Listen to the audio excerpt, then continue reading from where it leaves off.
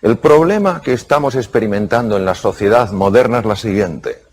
El mecanismo de alarma, cuando se pone en marcha de forma esporádica ante un peligro, alguien que viene con un cuchillo, tengo que salir corriendo, un depredador, un autobús que de repente va a pasar, yo voy a cruzar y me quedo paralizado y no me atropella, esos mecanismos de supervivencia están muy bien cuando se activan de forma esporádica. ¿Qué es lo que ocurre? Cuando los mecanismos de supervivencia están de forma habitual activos. Ya no estamos hablando de que la amígdala se haya activado y luego se desactive. Estamos hablando de que estamos secuestrados por la amígdala. ¿Cuáles son las consecuencias de la activación mantenida de la amígdala?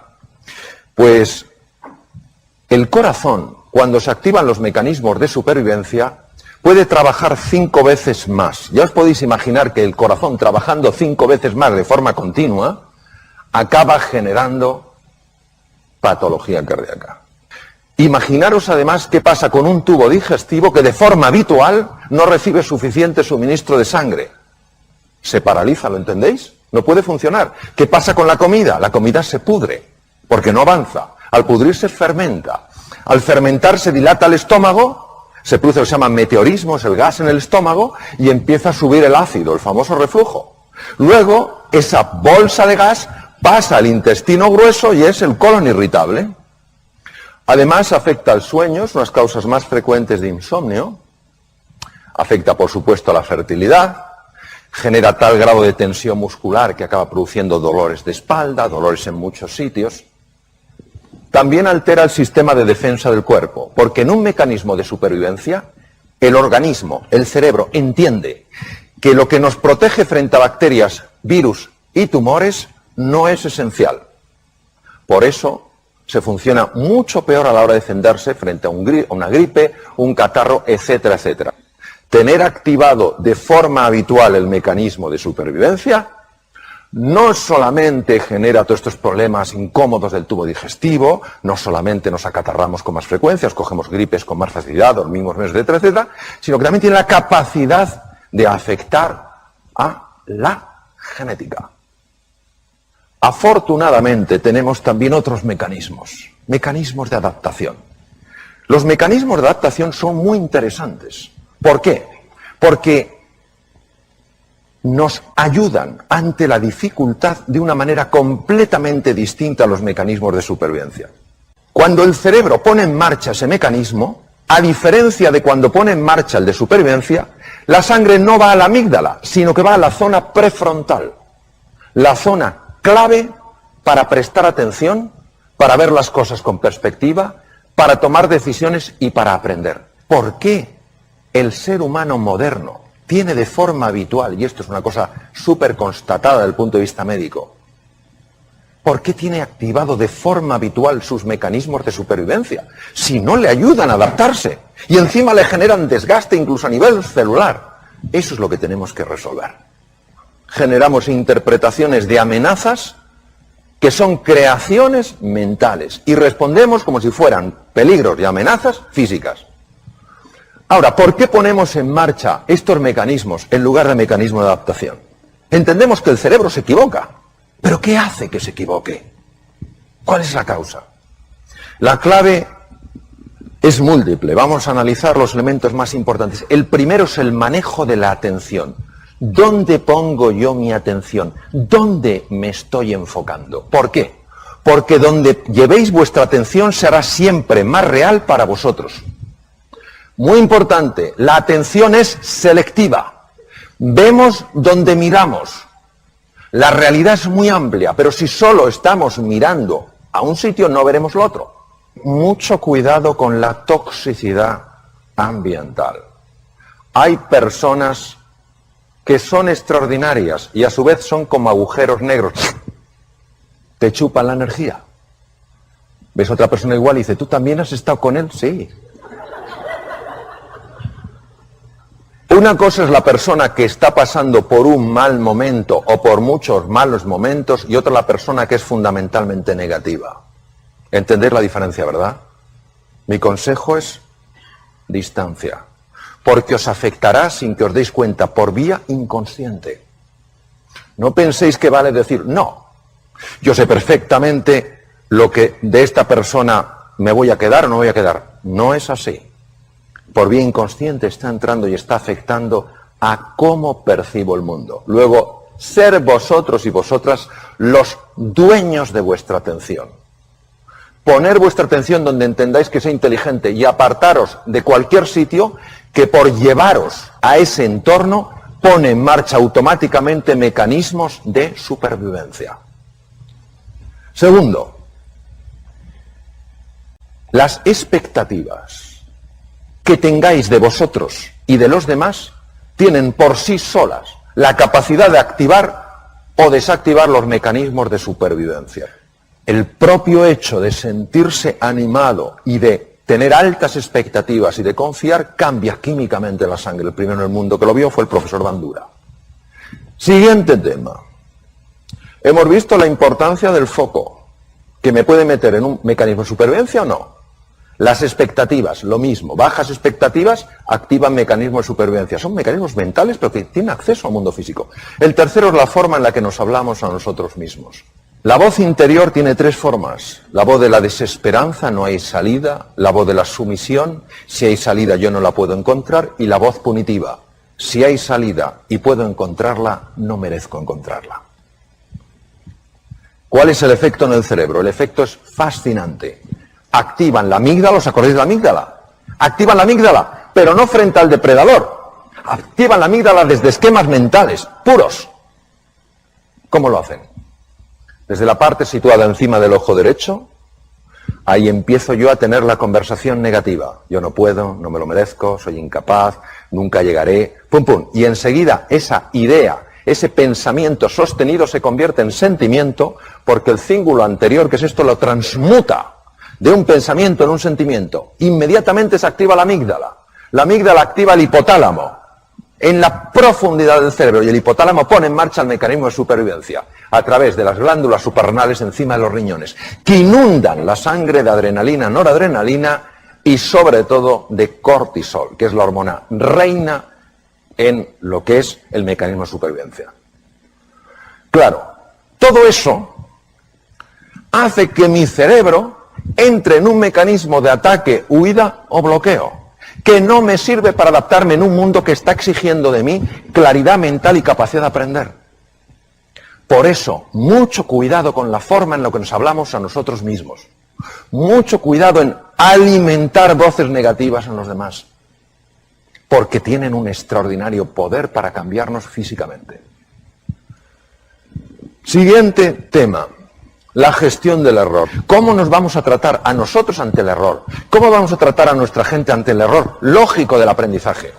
Porque si nos tratamos duramente activaríamos mecanismos de supervivencia. Si entendemos que es parte del proceso y que necesitamos aprender un camino nuevo para progresar, no activaremos los mecanismos de supervivencia. Ojo, porque somos muy duros con nosotros mismos. Y las heridas que nos hacemos en el corazón y las heridas que facilitamos que a veces otros se hagan, cuesta mucho esfuerzo y mucho trabajo reparar. Hace falta mucho tiempo, mucho compromiso para curar, para sanar heridas en el mundo emocional. Entonces, seamos cuidadosos, gentiles, amables en la forma de hablarnos a nosotros mismos y a los demás. ¿Y qué cosas decía Albert Einstein? La fuerza de la voluntad. La fuerza del compromiso. Es más fácil estar abajo, es más arriesgado subir, pero desde arriba se ve otra perspectiva y se alcanza con la fuerza del corazón, porque lo que el corazón quiere sentir, la mente se lo muestra. La gente sencilla nos puede enseñar grandes cosas. ¿Cuántas veces nos levantamos por la mañana, o me levanto por la mañana, para no generalizar, digo, no sé qué, el agua cuánto tarda en salir caliente? Hará frío, no sé qué desastre, está lloviendo. Los guerreros Kun en el Kalahari, norte de Sudáfrica, uno de los territorios más duros del mundo, han convertido los esques, las excusas, en los hayques, las acciones, y en los tenemos que, la responsabilidad. Qué ejemplo para nosotros de lo que es la heroicidad en el día a día. Muchas gracias.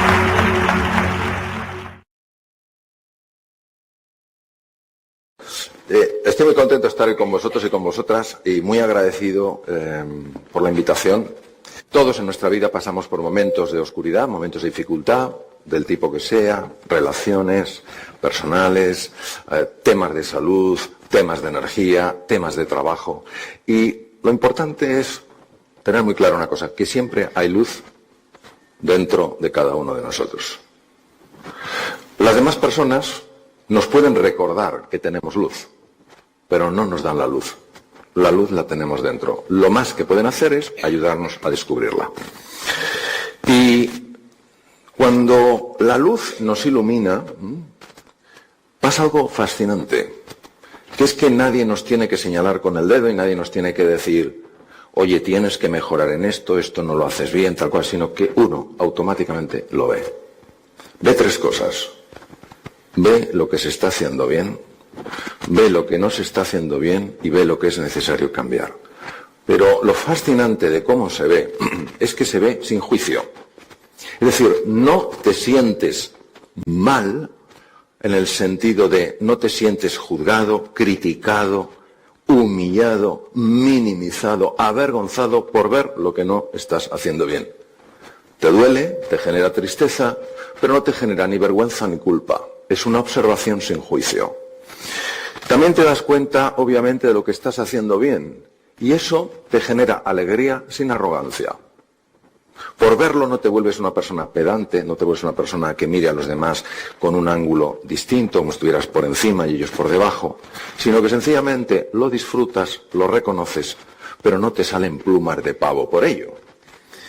Y sobre todo, lo más interesante, al menos en mi experiencia, es que te das cuenta de manera inmediata y fulminante de aquello que necesitas cambiar. Lo que vamos a hacer es conectar con esa luz interior. No se puede conectar con esa luz interior, no se puede conectar con esa fuente de sabiduría, de creatividad, de energía, de compasión, si uno sencillamente no se da permiso a explorarlo. Si uno sencillamente no tiene interés de mirar dentro, porque cree que es siempre más interesante lo que hay fuera que lo que hay dentro. Y por supuesto, en la vida todos nos encontramos con encrucijadas. Encrucijadas donde te encuentras a lo mejor con un desierto, donde todo es igual, donde el calor es insoportable, donde la sequedad no hay quien la aguante. Y puedes hacer dos cosas, afrontarlo, hundirte, huir o atacar. Y como no estamos en el mundo de los juicios, no es lo bueno o lo malo, es que cada camino tiene sus consecuencias. Entonces, obviamente no todo lo que se afronta puede ser superado. Nada de lo que no se afronta puede ser superado.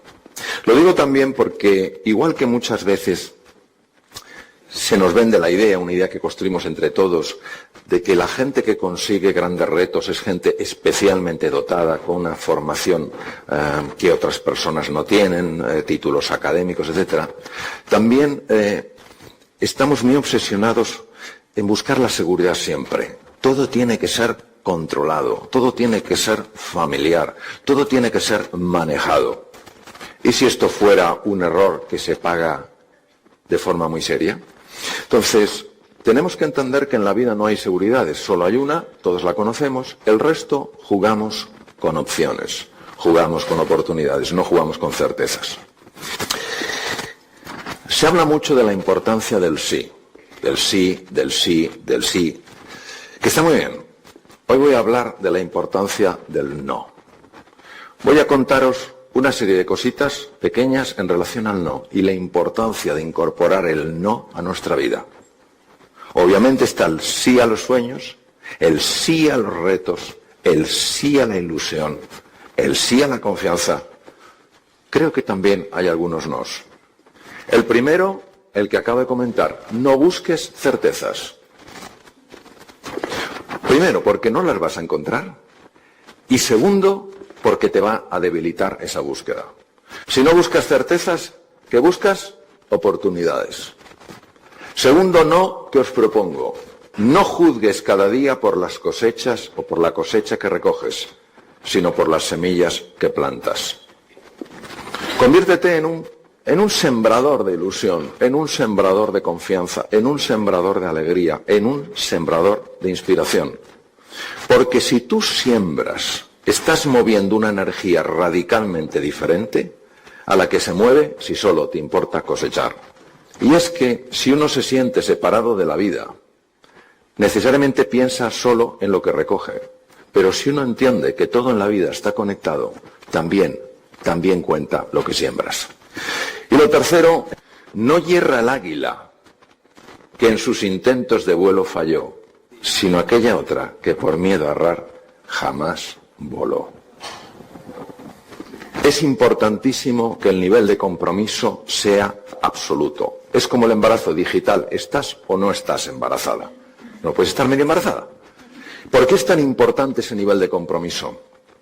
Porque va a haber obstáculos en el camino. Va a haber gente que te va a mirar y va a decir, pero ¿tú a dónde vas a llegar? Te vas a mirar en el espejo y te van a entrar las dudas. Te vas a ver como gato y no te vas a ver como león. Lo que te va a aguantar es el nivel de compromiso. Cuando tú estás encendido, encendida desde la ilusión, desde la pasión, desde la fe en tus posibilidades, desde tu confianza absoluta en la vida, inevitablemente el sistema límbico empieza a activar distintas estructuras.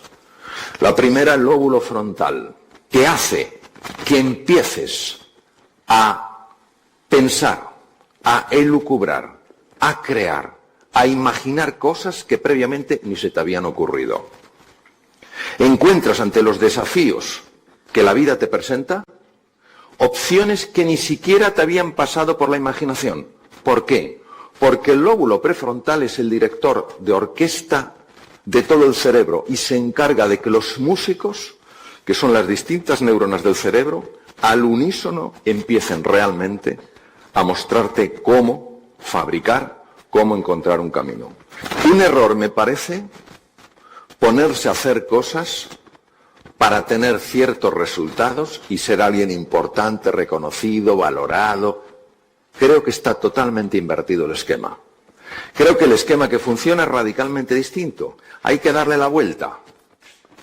Si tú trabajas tu forma de ser y de estar en el mundo, tu forma de actuar, lo que tú expresas, lo que tú comunicas, lo que tú reflejas, cómo tú te mueves, cómo tú hablas, cómo tú miras, ha sido cambiado radicalmente por este trabajo que has hecho para conectar con lo que de verdad vale más la pena dentro de ti, la luz que hay dentro de ti. Entonces, es una cosa curiosa.